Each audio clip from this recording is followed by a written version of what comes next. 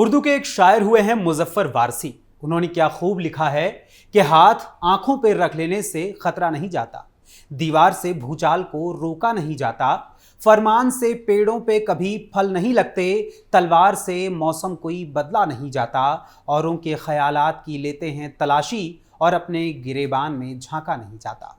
नमस्कार, मैं हूं अखिलेश पांडे और आप देख रहे हैं कैपिटल टीवी उत्तर प्रदेश की स्पेशल स्टोरी। आज इस स्पेशल स्टोरी में बात होगी यूपी की सियासत में कभी साथ रहने वाली तो कभी एक दूसरे की कट्टर विरोधी रहने वाली समाजवादी पार्टी और बहुजन समाज पार्टी की, क्योंकि दोनों ही दलों के मुखिया एक दूसरे के साथ हुए गठबंधन के बाद उसके टूटने को लेकर अब एक दूसरे पर आरोप प्रत्यारोप लगाना शुरू कर चुके हैं। लेकिन इन दोनों ही दलों के गठबंधन का इतिहास कैसा रहा है? क्या ये दोनों ही दल एक दूसरे के सदा से सहयोगी रहे हैं अथवा शुरुआत से ही एक दूसरे के धुर विरोधी रहे हैं? एक दूसरे पर आरोप प्रत्यारोप का जो दौर चल रहा है वो ये दौर पूरी तरीके से कहीं एक दूसरे के साथ आने की सुगबुगाहट तो नहीं है? क्या मायावती और अखिलेश यादव अब फिर से एक साथ आने वाले हैं?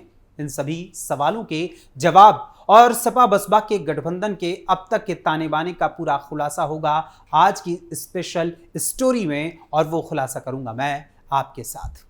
सबसे पहले बात करते हैं इस वक्त के ताजा मामले की।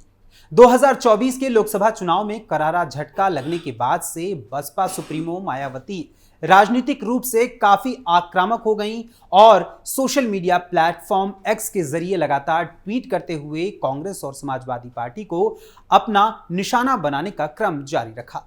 वहीं इसी बीच बसपा सुप्रीमो मायावती ने एक बुकलेट जारी की जिसमें उन्होंने यूपी की मुख्यमंत्री रहने के दौरान खुद के कराए गए कार्यों और उपलब्धियों को गिनाया है और साथ ही इस बुकलेट में समाजवादी पार्टी पर करारा प्रहार करते हुए 2019 के गठबंधन के टूटने का आरोप अखिलेश यादव पर लगाते हुए ये कहा कि लोकसभा चुनाव के बाद अखिलेश यादव ने बसपा सुप्रीमो मायावती का फोन नहीं उठाया और ना ही बसपा के किसी अन्य वरिष्ठ नेता का फोन उठाया और ना तो कोई जवाब दिया। जिसके बाद बसपा ने सपा के साथ हुए गठबंधन को तोड़ दिया। 2019 के लोकसभा चुनाव को लेकर हुए गठबंधन और उसके विघटन को लेकर बसपा की उस बुकलेट में लिखे हुए शब्दों के अनुसार कहा गया, सपा मुखिया अखिलेश यादव 5 सीट मिलने से दुखी हुए और उन्होंने गठबंधन बनाए रखना तो बहुत दूर बल्कि उन्होंने मायावती समेत बसपा के बड़े नेताओं का फोन भी नहीं उठाया। ऐसे में पार्टी को अपना स्वाभिमान बरकरार रखने के लिए गठबंधन से अलग होने का ऐलान करना पड़ा। वहीं इसके बाद सपा प्रमुख अखिलेश यादव ने बीते दिवस इस मुद्दे को लेकर प्रतिक्रिया देते हुए इस आरोप से इनकार किया और कहा कि गठबंधन तोड़ने के समय बसपा सुप्रीमो मायावती ने उनका फोन नहीं उठाया था। दरअसल अखिलेश यादव ने इस आरोप का खंडन करते हुए अखिलेश यादव ने पूरी तरीके से जो बात कही उसे भी जान लीजिए। अखिलेश यादव ने कहा, जिस समय गठबंधन टूटा उस समय मैं आजमगढ़ के मंच पर था। उस समय मंच पर मेरे साथ बलराम यादव और बलिहारी बाबूजी थे। सपा बसपा दोनों की जो लीडरशिप थी सब उस मंच पर मौजूद थी। किसी को नहीं पता था कि गठबंधन टूटने जा रहा है, किसी को नहीं पता था।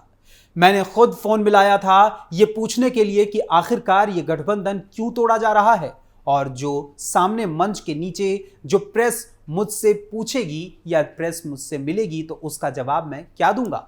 तो कभी कभी लोग अपनी बात छुपाने के लिए इस तरीके की बात रखी जाते हैं। अखिलेश यादव के इस जवाब के बाद आज बसपा सुप्रीमो मायावती ने एक्स पर ट्वीट करते हुए फिर से लिखा, लोकसभा चुनाव 2019 में यूपी में बीएसपी के 10 व एसपी के 5 सीटों पर जीत के बाद गठबंधन टूटने के बारे में मैंने सार्वजनिक तौर पर भी यही कहा कि सपा प्रमुख ने मेरे फोन का जवाब देना बंद कर दिया था, जिसको लेकर उनके द्वारा अब इतने साल बाद सफाई देना कितना उचित व विश्वसनीय, सोचने वाली बात। सिर्फ इतना ही नहीं, बसपा सुप्रीमो मायावती ने खुद की पार्टी की तारीफ करते हुए और समाजवादी पार्टी पर निशाना साधते हुए एक और ट्वीट किया और उसमें लिखा, बीएसपी सैद्धांतिक कारणों से गठबंधन नहीं करती है और अगर बड़े उद्देश्यों को लेकर कभी गठबंधन करती है तो फिर उसके प्रति ईमानदार भी जरूर रहती है।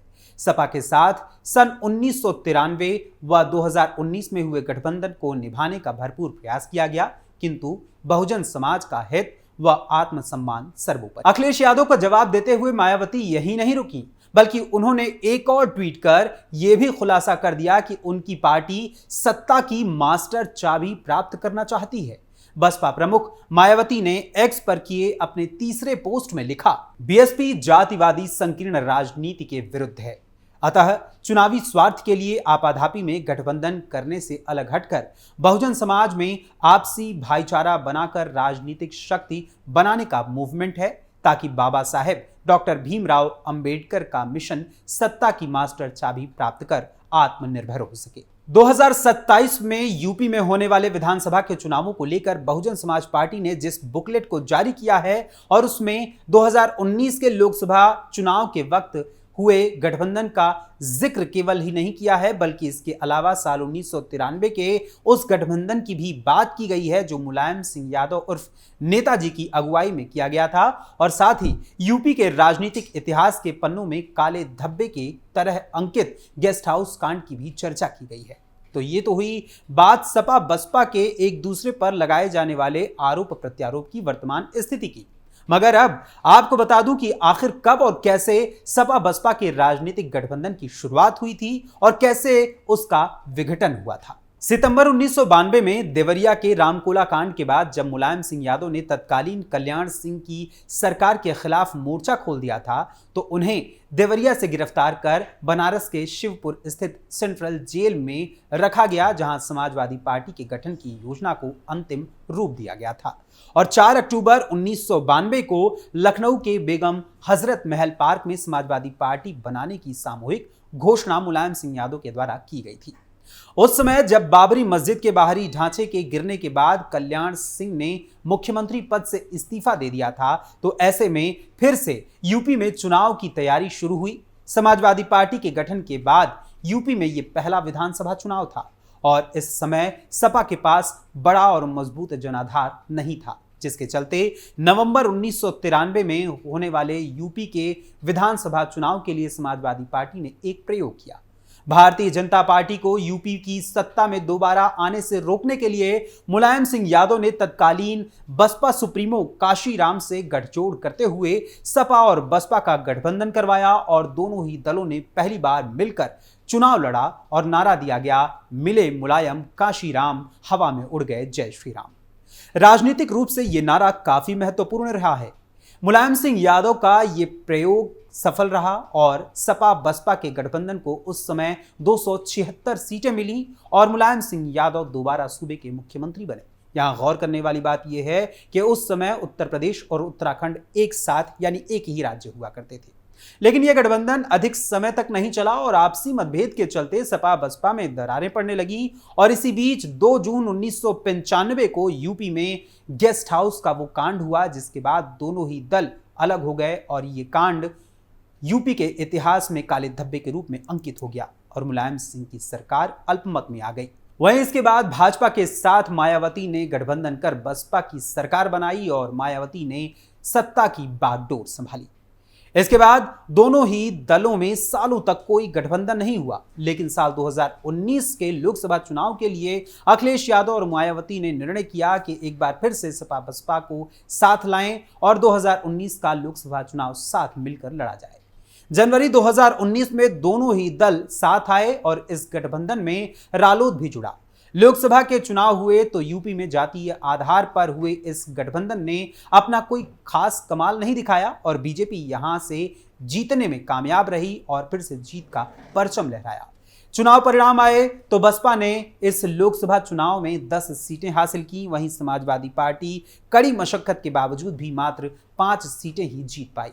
चुनाव परिणाम आने के बाद 23 जून 2019 को मायावती ने ऐलान किया कि लोकसभा चुनावों के बाद सपा का व्यवहार ठीक नहीं था, अतः पार्टी के हित में बसपा आगे सभी चुनाव अकेले लड़ेगी और इस ऐलान के बाद यह गठबंधन टूट गया।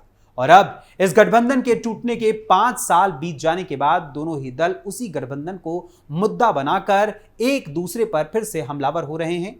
फिलहाल इन दोनों के सियासी घात प्रतिघात के हमले पर आपका क्या कुछ कहना है, हमें अपनी कमेंट के जरिए अपनी राय जरूर बताइएगा। फिलहाल इस स्पेशल स्टोरी में बस इतना ही, फिर मुलाकात होगी एक नई कहानी एक नए मुद्दे के साथ। तो यूपी की सियासत से जुड़ी हुई और भी तमाम अपडेट्स के लिए जुड़े रहें कैपिटल टीवी उत्तर प्रदेश के साथ। नमस्कार।